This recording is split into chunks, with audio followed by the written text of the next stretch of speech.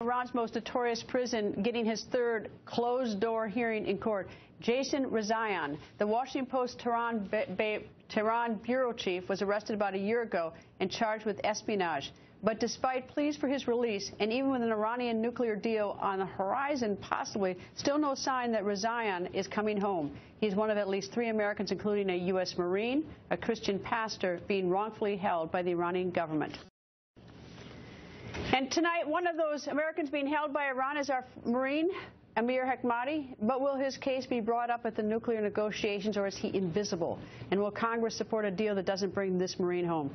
Congressman Dan Kildee represents Amir's family in Congress, and he's a champion of this Marine and his family. He joins us. Nice to see you, Congressman. Thank you very much. This has been like knocking our heads against the wall, trying to get information, trying to get progress. Any new information on this Marine being held in Iran? Well, we do continue to hear through his family that he's hanging in there, and obviously he does not want his freedom to be a condition or a part of an exchange regarding Iran's nuclear capabilities. He certainly wouldn't want to be traded for something that makes the world a less safe place. But it's pretty tough for us not to consider all of Iran's behavior when we evaluate this agreement, if there is an agreement. So it's difficult. It's kind of a tough path. We want to make sure that the Americans are not exchanged for a nuclear concession.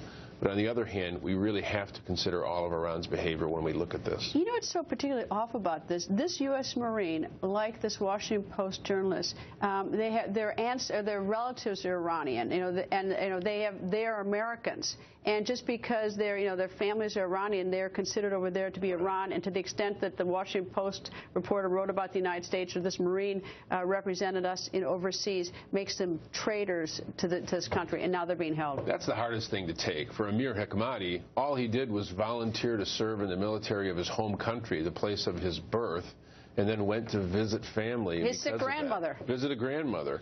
And because of that, he's now being charged, or has been charged, with cooperating with a hostile government. I think it's interesting that they would refer to us as a hostile government at the same time that they're sitting across the negotiating table with us, trying to rejoin the international community.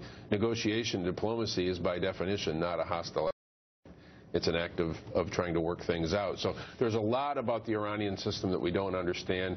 We hope they get the message that if they want to be taken seriously, they can't hold political prisoners. It'd be nice if we do have a deal that serves as an extra tip. For a deal is that they let our people go, but we'll see. Yeah, it would be a gesture of some seriousness. Yeah, it sure would be a great gesture. Those Americans just stuck there. Anyway, Congressman, thank you, sir. Thank you. And outrage.